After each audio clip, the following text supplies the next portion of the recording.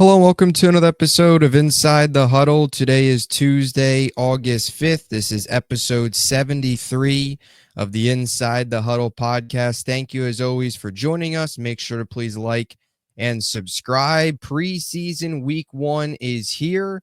Hall of Fame game has come and gone. You've got games coming up on Thursday. You got some games on Friday, Saturday, and a few games as well on Sunday. So 4 straight days of football coming up.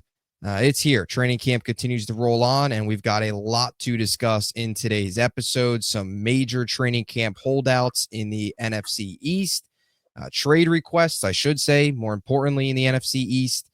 And we got a new running back extension for Kyren Williams and James Cook, how that all impacts. So, a lot to discuss today. DiMari, how's it going, man? Good as usual. I know we said we were back last week, but now we are officially back. When you start to get the multiple days of preseason, you really get into the thick of it. So football is back. That is great. I know the Hall of Fame game was kind of a bummer from a performance stand from one side, but hey, football is football. But yeah, like you said, got a lot of news today. I don't know what's going on in the NFC East, but clearly they don't like to pay anybody. So that's probably two main topics for us coming into this show. But been a good week so far. So let's get into it. Yeah, definitely. It was the Trey Lance show on last Thursday at the Hall of Fame game. That was about on par for a Hall of Fame game. Definitely some ugly football that, nice to see football back on the field, but hopefully we get a little bit better quality coming up this weekend with the really 4-day marathon here, or even some Friday games. So, yeah, we'll start in the NFC East. I think there is chaos in the NFC East, and not to just throw this team under the bus, but there is chaos in the NFC East when the Giants look functional, because right now the Commanders and the Cowboys look really bad. Eagles are doing their own thing, not really expecting much out of there, coming out of the defending Super Bowl champions. But a lot of times you would expect the Giants with their quarterback room, or the Giants just in general, to catch all the wrong headlines, not a team like Washington, who is obviously coming off of a really impressive season. We'll get to Dallas as well. They find a way to get in the headlines a lot for the wrong reasons. But we'll start with Washington. We'll start with the Commanders. We'll start with Terry McLaurin. Request the trade here now is waiting on, or still holding out from, the contract situation. It's ugly. This is a team last year that, of course, got to the NFC title game. Jaden Daniels, finally a quarterback for Terry McLaurin. Finally looks like the culture is shifting in the right direction for this Washington team under Dan Quinn and new ownership. And a guy that's been here for 6 seasons, 5 of those 6 years had over 1,000 yards. Just a very reliable and consistent receiver, now requesting a trade in a contract negotiation issues. Just what are your thoughts, initial reaction when you saw this? Kind of not surprised. I believe this was last off season. There was the idea kind of being floated around that he may get traded to Pittsburgh, and it didn't end up happening. And now, for a guy like Terry, you want your money, you hold out. So it's honestly not a surprise to me whatsoever. The only thing that does kind of surprise me, though, even though him requesting it, which is all negotiation, we know that, but the part that does surprise me is considering what they built in Washington. He is a core piece of that team. You finally get a quarterback. You finally upgrade the offensive line. You get some help by bringing over Deebo Samuel. So this is a team that was just in the NFC Championship game, and now it's looking like, okay, well, the guy that, has kind of been a ride or die since he got there has helped this team, has dealt with so many different quarterbacks, dealing with his time there. He finally wants his money, and you won't give him his money. So I feel like, me personally, it's a bad look from Washington, but at the end of the day, it's all part of the business. But I think eventually he will get paid. Yeah, I totally agree. It's a rough, really bad look, in my opinion, from Washington's perspective. You finally turn things around. The perception around the organization finally changed. Jaden Daniels, his number one wide receiver, who the two connected on a very high level last year. McLaurin had 82 receptions for 1,096 yards and 13 touchdowns. Those 13 touchdowns were good for second in the NFL and were by far a career high for McLaurin. And he's just been a very consistent, reliable receiver. McLaurin has been one of the more under the radar wide receivers in the NFL since entering the league in 2019. And I mentioned the 5 of the 6 years having over 1,000 yards. Even his rookie year, he should have had over 1,000 yards. He only played 14 games. If he played 2 more games that year, he would have been over 1,000. He finished with 919. So you can make the case if he was out there all year, it'd be 6 years of over 1,000 yards. And he's been like consistently playing. The last time he missed the game, you'd have to go back to 2020. So that's 4 straight seasons of playing all 17 games. You get Deebo Samuel, finally get him a number 2. And you have obviously some excitement for what those two can do together, even though Deebo Samuel, by many, you feel maybe he's more on the downward of his career. But as a number 2, you like how he projects. And the crazy part is Terry McLaurin, I thought this stat was interesting, has never played or had a teammate to top 700 receiving yards in his 6 seasons, which just shows you kind of the island he's been on and all that he's been able to produce consistently year in and year out, plus the bad quarterback play and nobody around him to take the attention off of him, plus everything else that's gone wrong in that organization that makes it hard for a player to have success. And despite all of that, he continues to show up. And now, you have these negotiations and you have a trade request. And I get he's 30 years old in September and, paying a guy that's 30 million a year, whatever. That's probably the perspective from Washington. But you're now all of a sudden going to have issues with your second-year quarterback's number 1 wide receiver, whom the two obviously had a big year together. It's just a rough look. And it's another one of these examples, and I guess I can kind of toss back over to you here, we talked about the Bengals, right?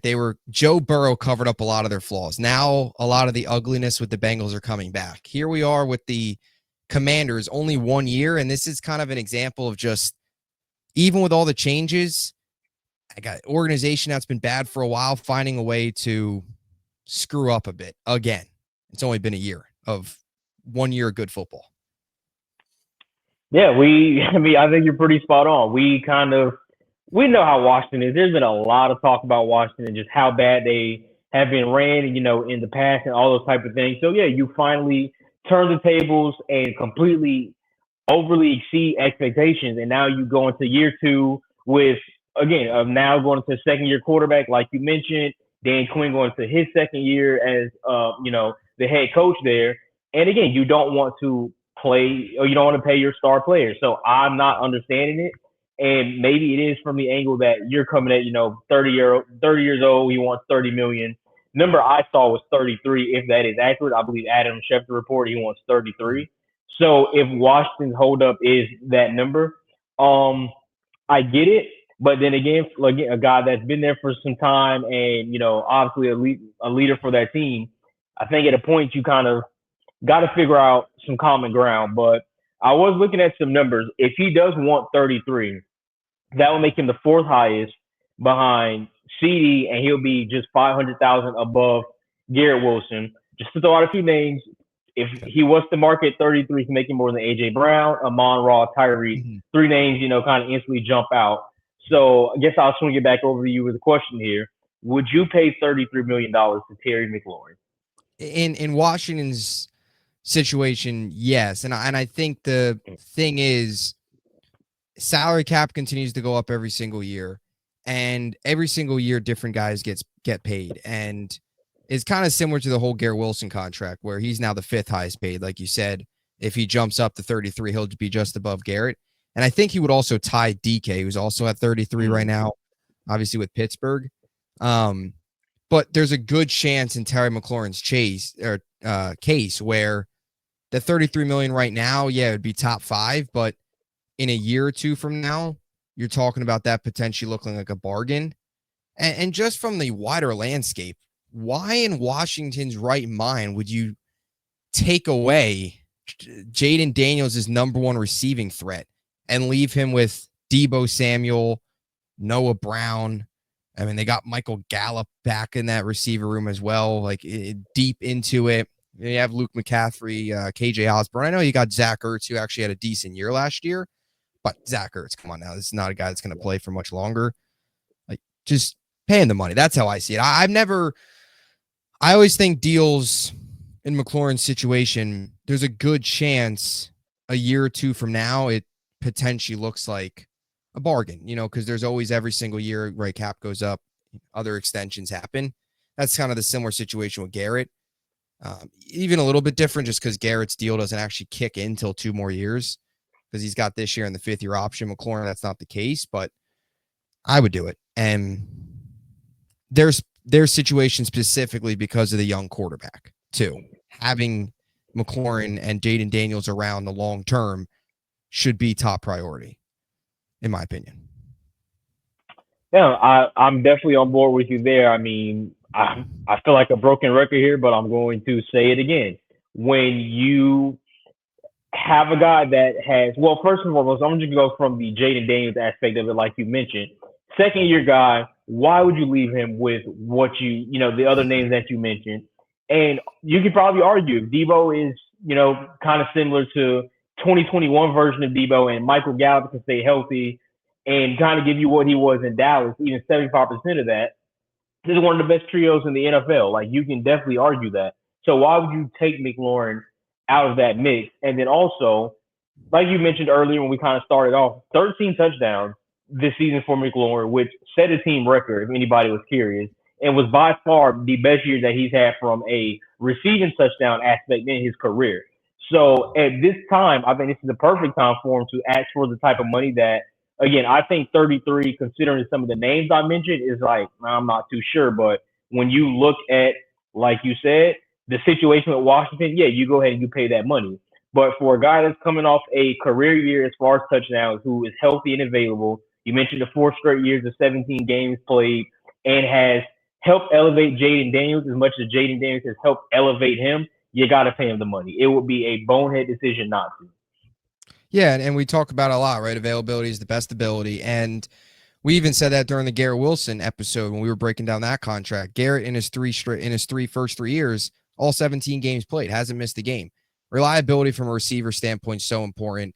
And yeah, you mentioned the 13 touchdowns. Jaden Daniels last year had 25 touchdowns. 13 of those, more than half, were to Terry McLaurin.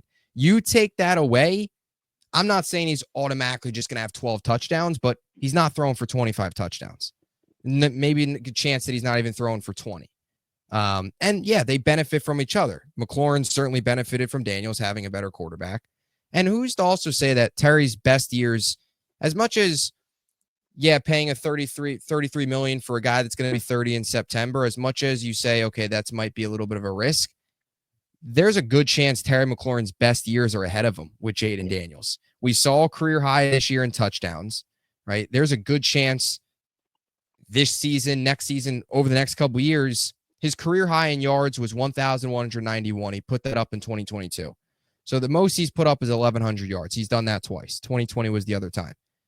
There's a real chance that Jaden Daniels takes another step. He could become a 1,300-yard receiver, not just in the low 1,000s, but really pop off and be a 10-plus touchdown, 1,300-yard receiver and really take another step. So you also have to look at it from that standpoint, as much as, he's going to be 30 years old. He's entering year 7. But at the same time, he's in the best situation he's ever been as he's 30 and entering year 7. So, yeah, I think something will get done. In the event, though, that something doesn't get done and there is a trade or whatever, or a trade becomes a even more real possibility, I guess, do you expect something to get done? I think he's fine. I think so, too. I think this is sort of similar to like the Ayuk situation a bit where you had the camp stuff, it'll get done. But in the event it does, and it's always interesting to kind of brainstorm the different possibilities of where McLaurin would end up. I think one of the first teams that would pop up would be New England. They've needed wide receiver help a lot for a while now. Still could use another receiver in that room. I mean, they were in the Ayuk sweepstakes there for a while. It feels like they're waiting for that time to strike. So I would throw them in the mix. You could probably throw the Chargers in the mix too as a team, especially with the whole Mike Williams situation retiring. McLaurin would step in day one as the guy there. Buffalo, I don't see it happening, but Buffalo is always going to be tossed out there. But I just think Buffalo's gotten to the point where it's Josh Allen and a bunch of average receivers. They're going to make it work because Josh Allen's just elite. Any other names or teams, I should say, that you'd throw into the mix in the event a Terry McLaurin trade really did happen? I mean, I shouldn't put you off there. Apparently, Wikipedia knows something we don't, and that was Yes. Terry McLaurin as a Yeah. Pittsburgh Steeler. There's still that possibility. I mean, you got DK over there, and obviously George Pickens. They parted ways this offseason, so maybe you throw McLaurin in the mix. Tries to kind of go this.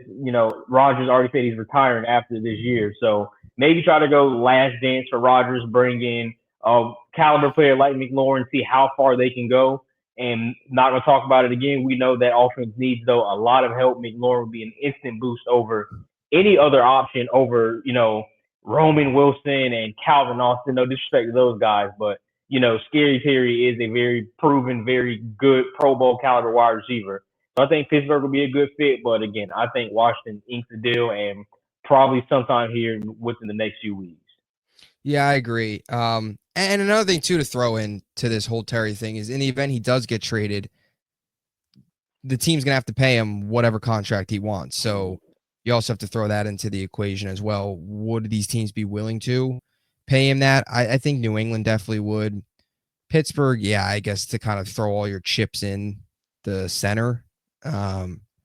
Quickly here, are you buying into there's some preseason Pittsburgh hype already happening because Rodgers has been, how him and DK have had a couple nice plays at camp. And I'm a victim of the Aaron Rodgers hype train.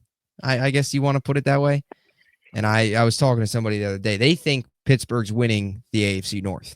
I don't see how anybody could say that, but where are you buying stock into Pittsburgh this year now that we're 2 weeks into training camp? Because I'm still not, but. Well, for the person that thinks Pittsburgh's winning the AFC North, drinking on the job is never a good thing. It gets you fired. No way. There's no way. No. Unless Joe Burrow and Lamar Jackson, forget how to play football, I don't see it happening. I agree. Their reasoning was they expect a down year from Baltimore. I don't really see how you can expect a down year from Baltimore. I mean, if they're healthy, they're going to be. And it's not even that they've had issues staying healthy, but for Baltimore, that for any of these top teams, health, if injuries happen, that would be the only way they get taken down. And that's the same case for Baltimore. Like the only way Baltimore, in my opinion, not winning that division is something happened to Lamar. Or there is a chance since he wins the division too, but you'd be asking a lot for that defense. But even in the world that Cincy's defense is just average, they're going to finish ahead of Pittsburgh. Yeah. They don't have to be elite. If they're just average or slightly better than last year, they are should make the playoffs and win more games than Pittsburgh. Might not be enough to take over Baltimore, but. Also to consider, a down year for Baltimore is probably 10-7, 11-6. Anything worse than that is just almost worst outcome possible. So Pittsburgh, you're going to need a lot of help in order to win that division. It's just not happening. Yeah, I agree. And just talking about the receiver room, and we'll move on to Micah because I know we're a little bit off topic now, but just the receiver room in general, like DK, and everyone's like, oh, Rodgers, DK, great. Robert Woods, Calvin Austin, Roman Wilson, Scotty Miller. I mean, come on now. We're serious. Those guys, they're going to do anything. So, yeah, I'm with you there. All right. So that's the first NFC East contract drama trade request. The next one here is out of Dallas, or I should say, Oxnard, California now, in training camp. But Micah Parsons has requested a trade. The floor is yours. Clear up an hour, folks. Clear up an hour. Oh, man.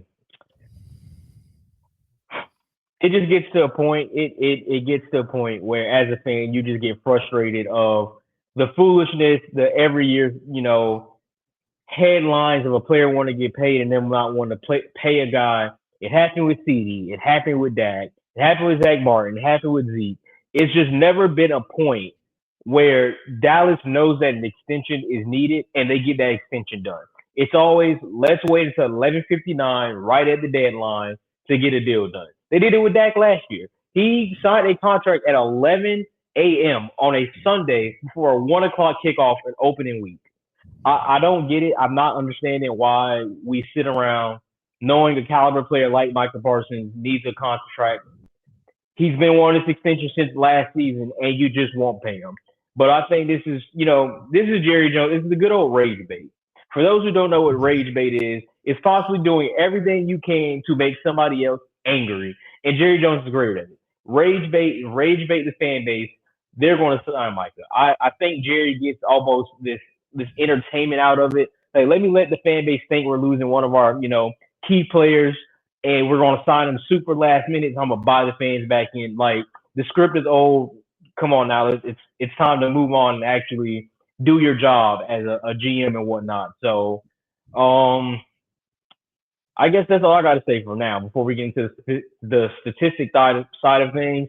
But I do know I'm going to announce to the world as of August 5th, 2025, if Micah Parsons is not a Dallas Cowboy going into next season, I will be a Baltimore Ravens fan, and I am signing over my bandwagon slip. You heard it here first. No, yeah, I mean it's terrible. Jerry Jones continues to just malpractice of these contract negotiations. You mentioned CD, you mentioned Dak, even Zach Martin, though that took a while as well, going back a bit. And no offensive line, all that, not as flashy, but still. And this is something that should have gotten done last year, didn't. And then something that probably should have gotten done back in March, early off season, didn't. And since that point, you've got contract extensions from TJ Watt that, of course, reset the market. 123 million, 108 guaranteed. Max Crosby got his deal. Myles Garrett got his deal. All of these deals have happened, and Jerry Jones, the Cowboys, have just sat on their hands. And Jerry Jones the other day, what was it? Something along the lines of "Don't lose sleep" or whatever. Cowboys fans, I just don't understand the logic. And you mentioned it being caught up in the headlines for all the wrong reasons, wanting all the attention. But what's the difference? And Dak as well last year. Why wait until 11 a.m. before the game as opposed to just getting the contract done early in the offseason? It makes no sense. Same situation here with Micah Parsons. This is a guy that has been open and willing to negotiate, wanting a new deal, wanting to stay in Dallas. Something should have got done last year, and you wait and wait and wait, and now you get to a point where it's fracturing. He requests to trade, clearly upset now with the organization. And I mean, you even saw CeeDee Lamb, I think, posted something on Twitter after that as well. Just all the players see it. Fans see it. Anybody with a brain in the NFL sees it. It's terrible. And yeah, talk about the numbers. I mean, what is Jerry Jones waiting for in terms of Micah Parsons and what he brings to the table? The guy's had 52.5 sacks in his 63 career games played. Sure, he missed 4 games last year, but even in the 13 games, he still put up 12 sacks, which finished tied for 5th in football. He's one of the best edge rushers in the game, and we talk about this all the time. Outside of a quarterback, edge in terms of somebody that can completely change a game, change a team, it's an edge rusher. And the Cowboys have one of the best ones in the NFL, and they're not paying him. They're waiting. It's so stupid. And it's every single year. Every year, Jerry Jones has not learned. So, and just, furthermore, on your point of, with how you act with Dak, why wait till 11? It's the headlines. Mm-hmm. Oh, is Dak Prescott going to play against Cleveland? He hasn't gotten a contract. Let me sign him super last minute, knowing Dallas is, the first game to kind of start off our season. Oh, okay, Dak Prescott, you signed 2 hours before the game. Oh, can't wait to watch the Cowboys and see what Dak Prescott does now with this massive contract. It's all about the headlines. It's all about the viewership. It's all about being a businessman. But sometimes you can run a business very bad. It happens. That is what's going on.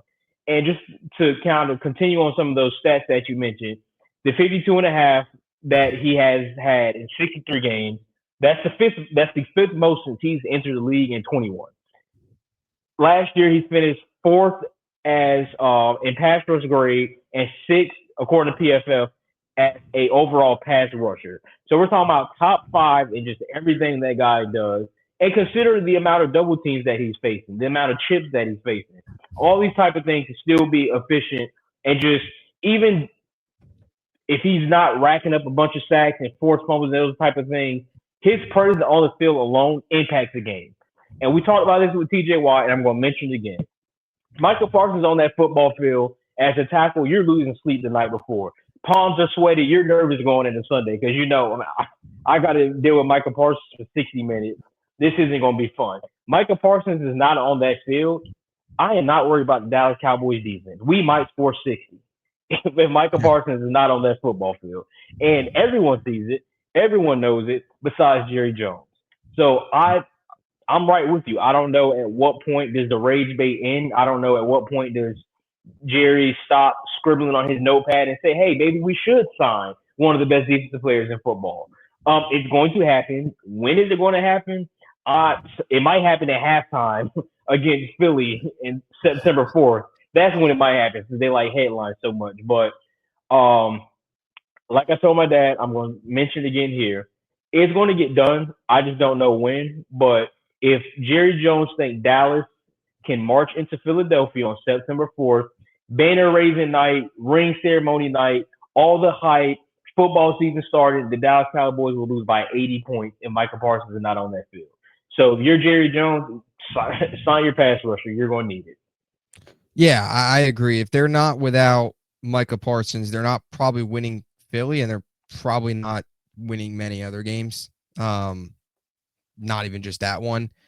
It's just so dumb when you look at some of the comments made by, Jerry Jones. And to this point, Micah Parsons has handled himself very well. He has made it clear he's been open to negotiating, right? As he wanted to stay here long term. Of course, in the trade request, it says I no longer want to be a Cowboy, but still something. If they do eventually agree to something, I still think he will end up being a Cowboy here long term. But just year in and year out, this continuing to happen is unacceptable from Dallas's perspective, from the Jerry Jones perspective. But he said the other day, it doesn't change anything. We want to pay Micah too. He's got to want to be paid to.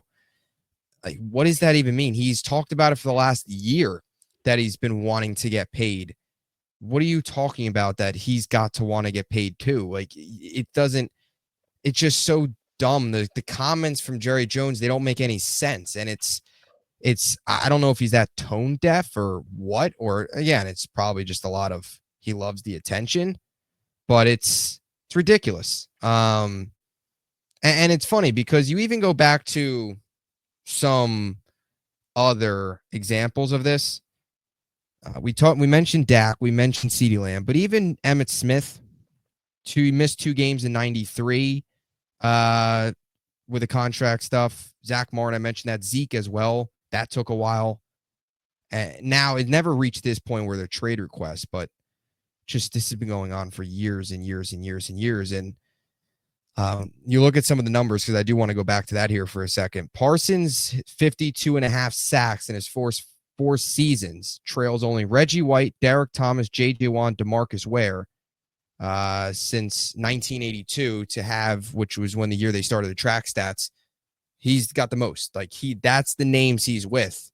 It speaks for itself. You watch him on the field, you look at the numbers, it's elite. And I don't want to hear any of this nonsense too that, the Cowboys, because I read this article the other day, they like their pass rushing depth behind Micah Parsons. That is ridiculous. The pass rushing depth, it might be okay, but you can't sit here and tell me with a straight face that the Cowboys look at this team without Micah Parsons, look at the pass rush without Micah Parsons and say, it's all right. We could manage. Come on now. That is ridiculous. The Jerry Jones comment, that one really got me. That is like you going to a job and working 40 hours at a job. Obviously, you're 9 to 5, Monday through Friday.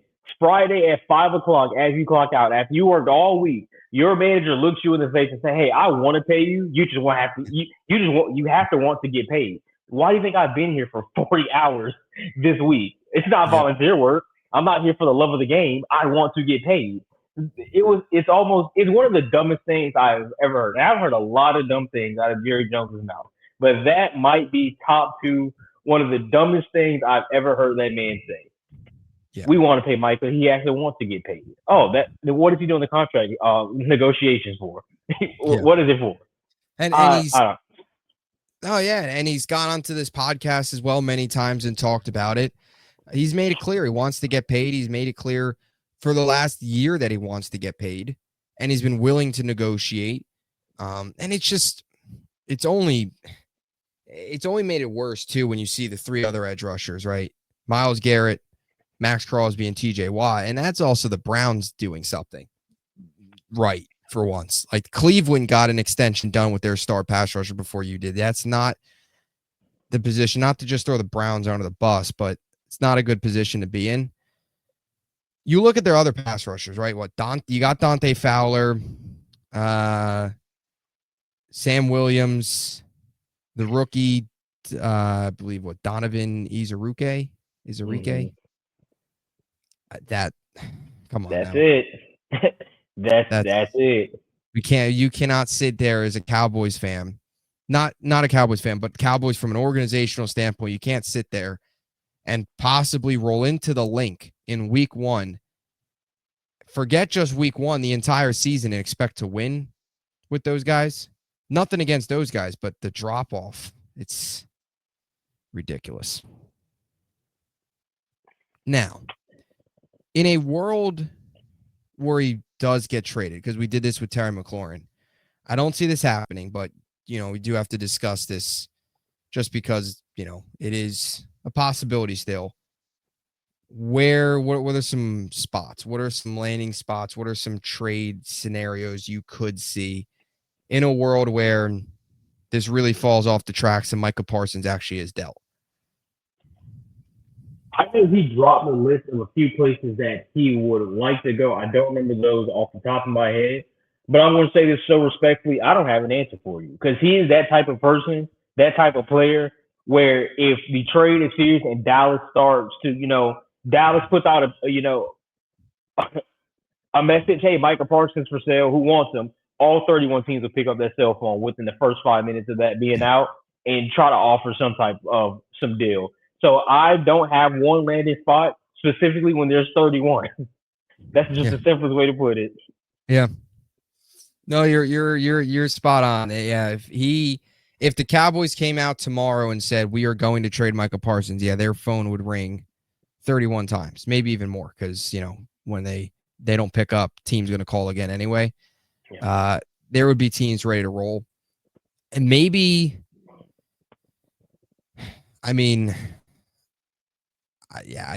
there's a long list of teams that you could probably throw out there. The only team that would, the Raiders maybe. Well, the Raiders, a lot of these teams too. Luckily, if you wanna like from that perspective of a Raiders, or I don't see the Browns want to do it, but even a team like if the Raiders wanted to pair him up with Crosby and just kind of take over. Well, luckily for the Raiders, if that would, if they were to pick up the phone and ask Dallas probably say, hey, Trey Tucker and a 7th round pick is good enough for us, send it. Because obviously they don't do well when it comes to smart trades. If you remember, Amari Cooper got traded for a bag of Oreos and like a Subway gift card. So clearly it doesn't matter what you send Dallas as long as you send them something. Also traded a 4th round pick for Jonathan Mingo. So in terms of trading players when it comes to Dallas, you can always find a way to finesse. So I don't think any team would have to give up anything serious because they're dealing with an unserious organization. Yeah, that's what he trade Micah for like a 5th. Yeah, a 5th. Like we're gonna use the Raiders again. A 5th, Trey Tucker, and I don't know, maybe the rights to Geno Smith when he's 38. Yeah, the rights to Geno Smith.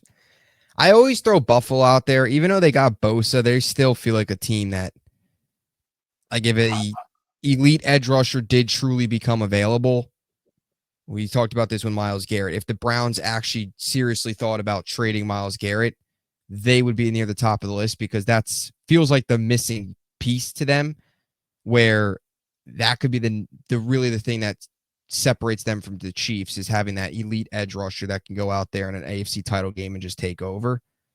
But yeah, I don't. It's yeah. I mean, 31 teams you could throw out there.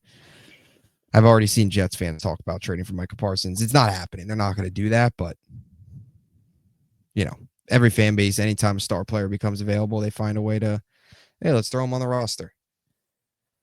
But we'll see. When do you think a contract gets done? If it gets done. It's going to be before week 1. They're not rolling out to Philly without Micah Parsons. If I had to take a guess here, it's going to be probably after the second preseason game if I wanted to kind of roll the dice. But it's going to be done before week 1. I can tell you that. You think there's any part of you that thinks that Parsons is like serious and wouldn't accept a deal at this point if he's so fed up with Jerry Jones? It's a possibility.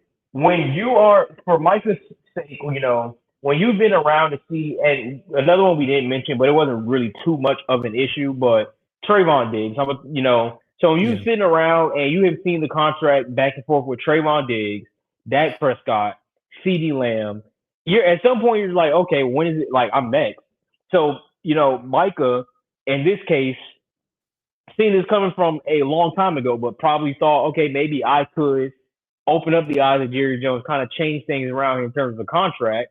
So I think for him, when you've seen 3 other guys deal with it, and now you're dealing with it, yeah, you probably get a little frustrated. You're just like, I don't want to be here because 3-4 years from now, you know, whenever that contract extension is up and it's time for a new one, who is there to say that at this time you older, probably on a slight decline? Who is there to say you're going to get another one? Why not go to somewhere that's going to appreciate you and you know you're going to get paid? So for his sake, I feel like loyalty to the fan base and obviously the brotherhood in the locker room, he would assign. But if Micah's just like, I don't care what you throw at me right now, I don't want to be here, I would not be surprised if he leaves. And I'm leaving right with him. Yeah. So if he, now here's the thing. If he gets traded before week 1, well, what happens? If he gets traded before week 1, Fanatics has, I think, express shipping for Lamar Jackson jerseys. I can get one here before week 1. I can tell you that. I can get you a Fields jersey if you want. At that point, I'm open to all 31 teams. All 29. All 29. I would never go Kelly Green or Washington. So I'd probably be open to a Fields jersey. Hey, at least they paid their players. Yes, I would never do that. I would never do that to anybody, though. I would never wish that on anybody, switching teams to root for the Jets, or I would never wish anybody being a Jets fan. But yeah, no, I don't know. I think he would get paid. I think he gets paid too, but there is this weird part of me that feels like he truly is fed up and done with, like, just because this has been going on for a year now. I don't know, like the Myles Garrett thing, you can kind of tell that felt like, yeah, they're going to pay him. They're not actually going to trade Myles Garrett, and Garrett's going to take the money. Even the TJ Watt rumors, not that TJ Watt ever requested a trade, but even as it was heading in that direction of, oh, they've had preliminary trade conversations, you knew they were going to extend him. I don't know if maybe it's just me thinking that, you know, chaos really could ensue, but there is part of me that thinks that I don't even know if a new contract at this point, I don't know, maybe it is. And I still think that it will, but it's just a bad look for Jerry Jones now to turn around right before week 1 and say, oh, here's the new contract. Like, it just doesn't make sense, but it's here we are. It's where we're at. Bad owners, man. Bad owners just can destroy a team. Top down. Oh, the hope is, you know, obviously we're not in that room. So I'm hoping the trade request is more of a, hey, if you don't want to pay me, trade me, instead of I'm done. I don't want to be here no more, which I know is what he said on Twitter. But hopefully it was just a part of the negotiation part. And yeah, it is more of the angle of, hey, if you're not gonna pay me the money that I deserve, then ship me out of here. But only time will tell. But I think he will get paid. Yeah, and he's still at practice. He's still Yeah. been. So that probably more so. Now, I don't know. What are the fines? Is the fines if you don't show up? I think he's getting fined either way, I believe, right? I haven't heard anything like just from being on Twitter, kind of keeping up with it. I do know he's there, obviously not practicing. So I'm honestly not too sure. Yes, I'm interested on how that all works with like the hold in. But anyway, that's the Micah Parsons situation. Moving on now to a player that did get a new contract extension, and this wasn't with any drama, but you got it done.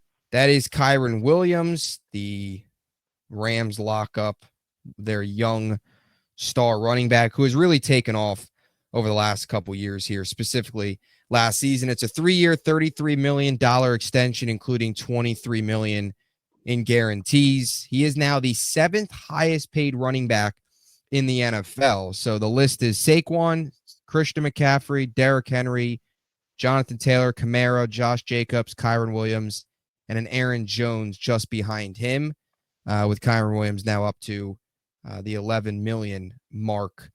Last season, excellent year, career high year in all categories. 316 carries, the most he's had in a season. That was third in the NFL.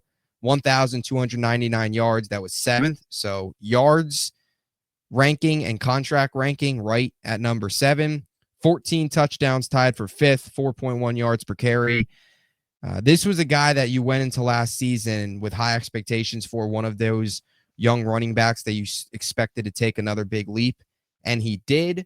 The 5th-round pick out of Notre Dame has quickly become a really solid player in this league, and he gets rewarded. What is your thoughts on this deal? Oh, can't wait to take him in fantasy this year. Consider Yes. how good he's been and not getting the same production. I think he's deserving of his contract. Definitely. I mean, I think the numbers are quite fitting. You threw out, last year's numbers, but since he's entered the league, 2,500 yards, 26 rushing touchdowns, 5 receiving touchdowns, and I believe I looked earlier. Since he's entered the league in 22, he is ninth in terms of rushing touchdowns. So just been productive. And that was actually not. I don't think he scored a touchdown his rookie season, if I'm correct, from when I looked earlier. So just the production standpoint of the last 2 years of how he's helped their Rams offense out so much. He's helped Stafford out so much. Like, he is a huge part of what the Rams do, and obviously are very successful because of Kyren Williams and what he does. So I love the contract. They got a deal done fairly early, I guess you can say. I never knew you could sign players to extensions a little bit early. That's news to me. But yeah, well deserving of it for Kyren, and we'll see what he does this year because I'm taking him in fantasy. Yes, I was just about to say that's like the kiss of death. So here would be my advice, and I'm sure we can get into a fantasy football episode. So I guess basically the advice that we give out in the fantasy football episode, whenever we do that, do the opposite. So Absolutely. I guess the advice here is I'm going to look at Kyren Williams as well, potentially draft him. So I recommend you don't draft Kyren Williams this year. That's my recommendation because, everything I touch just goes to shreds. But yeah, no, he's been excellent. And last year he took that big year 3 jump. Really year 2 though, because first year didn't play a ton, kind of just only played 10 games, and in those 10 games didn't get many reps. But 2023 big year. I mean, this is a guy that 12 touchdowns in 2023, 14 last year, so has been able to find the end zone at a very high clip, and in his career 4.5 yards per carry. So this is a guy that's gets the ball, does damage, and gets rewarded for it. And I think this was a smart move too from a Rams perspective, getting it done early, especially when you look up in Buffalo now at the James Cook situation and the running back market in general. We talk about it a lot, just kind of the state it's in right now. And where it's headed and all this stuff. It's kind of an interesting spot. So good job by the Rams. I think this is just another example of Rams being one of those very well-run organizations that get deals done, stay out of the headlines, but make the right moves. And they did that here. Now, in terms of the running back position now and the James Cook situation, James Cook is holding in. So he's at practice, but not practicing. And it's very interesting, I have to admit, because he was at all the mandatory minicamps. He didn't show up to the OTAs, but he was at mandatory minicamp. And then he was also at the first 8 practices of training camp. And now he's holding in. He's not practicing. So the timeline's kind of weird where he showed up to all the offseason stuff, started practicing, but now is stopped. You would think this would be something that, because we talked about this a little bit back into the offseason, the James Cook contract situation and he wanting a new contract, and it looked like we were heading towards a holdout. And now we have that, but he's already been practicing. Now he's holding in. It's kind of weird that it took this long. You would think it would have just started at the beginning, but either way, you look at Cook's numbers last year, 207 carries, 1,009 yards, 16 touchdowns, which was tied for first, 4.9 yards per carry. You compare that to Kyren Williams. Kyren Williams, obviously, better numbers and was also used significantly more. How does this impact James Cook now in those contract extensions? You get the Kyren Williams deal done, and now the James Cook, you look to top that. Should he top that? What are your thoughts on that? It's kind of tough. I think it's very tough for James Cook and his situation, obviously for Buffalo as well, because now he does probably walk into the front office and say, hey, Kyren Williams got this. This is what I want. But you look at the numbers compared to the two, like I mentioned. In terms of rushing touchdowns, Kyren's finished 9th since 2022. James Cook is like 17th, which is tied with Gus Edwards and Tony Pollard. And two backs where, I say they're very good backs in the league, but obviously not on the caliber of Kyren Williams. And Kyren Williams also had 6 more touchdowns than James Cook since they both entered the league at the same time. But James Cook had 2 more receiving touchdowns.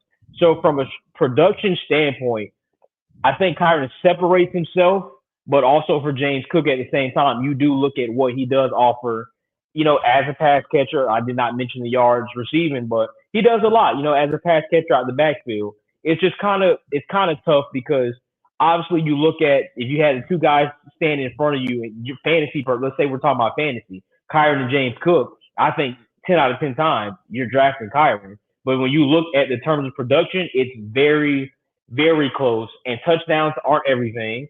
Obviously, I said Kyren has scored 6 more since they both entered, but James Cook had 16 this past season, which you said was tied first.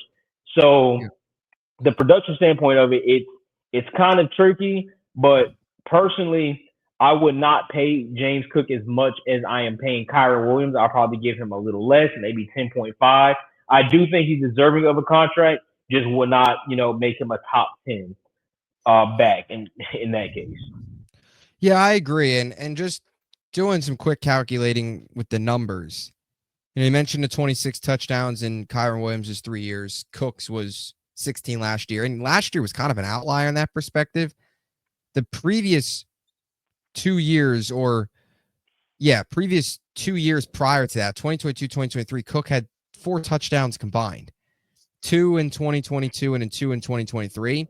Now, Kyren Williams didn't have any in his rookie year, but he had 12 and he had 14. So consistently, like, he's been finding the end zone more often. And that's not all of it. But even when you account James Cook's receiving numbers, which obviously were greater, he had the 32 receptions. Actually, Kyren Williams had 2 more receptions than he had. Cook had 32 receptions. Kyren Williams had 34, but Cook, of course, had the 258 receiving yards.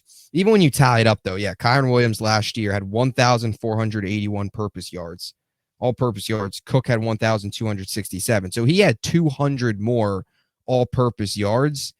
So Kyren definitely separates himself over Cook. And just the Bills in general, with the way their offense is run, I don't know how you feel about paying a running back top 7 money for the role that he's going to play. He was tied for 19th in the NFL last year in carries. Kyren Williams was third. And I think that's important because Cook is not the Bills' offense. He's not the heartbeat of the offense. And look, the Rams do pass a lot, but they run the ball a lot as well, and they rely on Kyren Williams a ton. They did that last year, over 300 carries. Cook's never going to be a 300 carry running back in that offense. He's never going to be. I mean, he had 237 in 2023. There's a good chance he's probably at best a 220, 230 carry per year guy. And I don't have the numbers right in front of me, but I'm sure when you look at the top 7 running backs, if James Cook was paid and got more money than Kyren Williams, inside the top 10 and even the top 7, both of those, he's probably getting the least amount of carries out of all those guys in terms of how much they're being paid. So it's an interesting situation with Cook. I really don't know how it's going to end because I really think from the Bills' perspective, they kind of view this as let him play out this year and then see what happens, because he'll be a free agent at the end of this year because, he doesn't have the 5th-year option. He was a second-round pick. And I could see the Bills being in a situation where it's basically kind of rinse and repeat a bit with the running backs where, you have a guy for a couple years, you bring in another guy. You have a guy, he's for a couple years. I don't know if they're really going to pay somebody long-term, especially who they don't use. Yeah, as a receiver, he's utilized, but from a running back perspective, it's interesting. And let's be honest. I mean, James Cook, he doesn't pop off even when you watch him as this top 7. Like Kyren Williams, legitimately top 7. Cook just doesn't feel like that. It'll be interesting. See what happens, but I don't think he should get more than Kyren Williams. And maybe he does now if that's what it takes, but it's an interesting spot for them. Yeah. Any other thoughts on the Kyren Williams, James Cook? Not really. I mean, I guess the last thing I will kind of say here shortly is this Kyren's deal kind of push Buffalo to sign James Cook to a little more than they want to. Maybe. I think he does get a deal eventually. Again, kind of with everyone we've talked about before week 1. Obviously, you want to go into the season strong with everybody available to play. So I think he does get paid. It's just going to be – I'm be very curious to see what that final number is for him. Yeah, definitely. Only time will tell. Now, kind of wrap things up here. Preseason week 1. Thursday, 3 games. Friday, 3 games. Tons of games on Saturday. Let's see. I think there's 8 and then 2 on Sunday. So 4 straight days of football. Looking forward to that. Cleveland, it looks like Shador will start this week. Some of these rookies, Jackson Dart, see what he looks like. For the Giants, I believe we'll probably see Jackson Dart out there. What are your thoughts on some of preseason week number 1? Like you said earlier, when we started off, I hope we just get some better quality football than we did for the Hall of Fame game. But yeah, it's going to be exciting to see some of these rookie quarterbacks. I am not too sure what day the Saints play on, but report from Cancer that Tyler Shuck is QB1 and getting first team reps. So that's going to be interesting to see if they roll him out there for this first week. And if he actually is, QB1 on the depth chart right now, which would kind of take me by surprise considering, we thought it was going to be Spencer Rattler going into the year. Obviously, Derek Carr, whole situation. So, that is going to be very interesting to watch, and obviously a little biased here. I think Joe Milton is going to end up rolling out there, so I want to see what Joe Milton brings. And he'll probably be a part of a Micah Parsons trade package. And who needs a backup quarterback nowadays? So I guess that's it for preseason. We will see 4 straight days, so that'll be fun. Yes, definitely. Dart, Shook. I will say that in New Orleans, you might just want to turn the game off. Take a nap, cut some grass, spend time with the family, that type of stuff.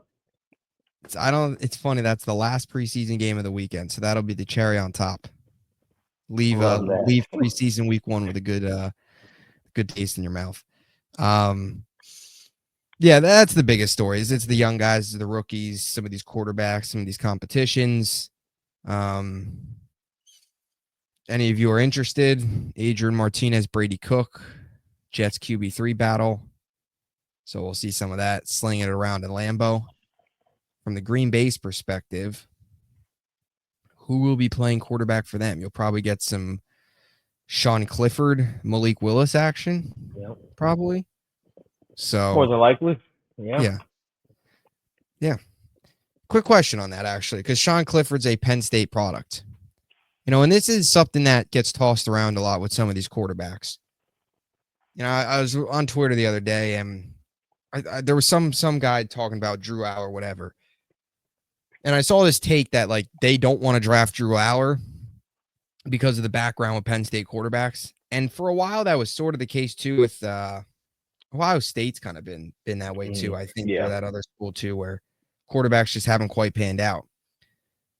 And look, the season hasn't even started for college football, but you think that's going to be a real talking point with Drew Aller once we get to the draft season, which is, look at the other quarterbacks that have come out of Penn State: Sean Clifford, Trace McSorley, Christian Hackenberg, and the list probably goes on of like Trace McSorley or Drew Aller is just going to be another one, because it's a thing with Ohio State quarterbacks. He's just going to be another whatever. They haven't panned out. You think they fall under that same line? Even Ole Miss too, because the whole Jackson Dart thing, everyone's saying, Matt Corral, he didn't do anything. I think, honestly, I don't think NFL execs are going to go off of that. But, if you wanted to eye test it and use it that way, then, yeah, it could be a talking point. Bama is another one of them. Before Tua and before, Jalen Hurts. And if you want to qualify Jalen Hurts as Oklahoma, I can't think of a quarterback that has worked out for Bama in, forever. So that is a thing. I guess I will say about Drew Aller, some quarterbacks numbers are deceiving. I'm not saying the guy sucks as a quarterback, not at all.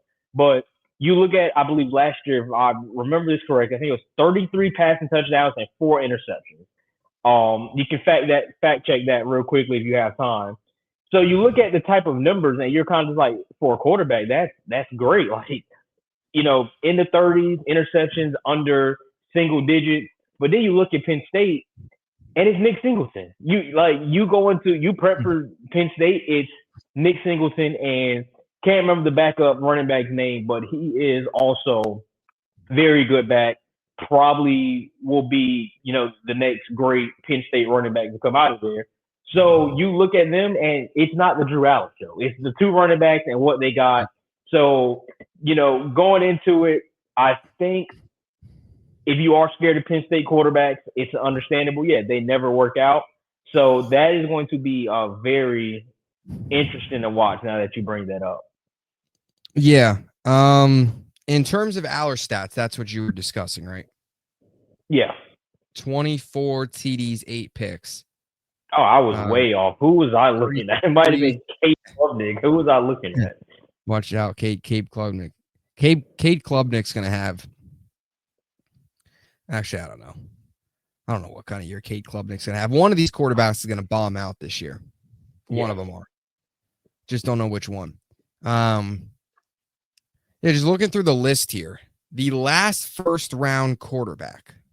Or actually, no, this isn't the last. But just a couple first-round quarterbacks for Penn State. Richie Lucas. Have you ever heard of him?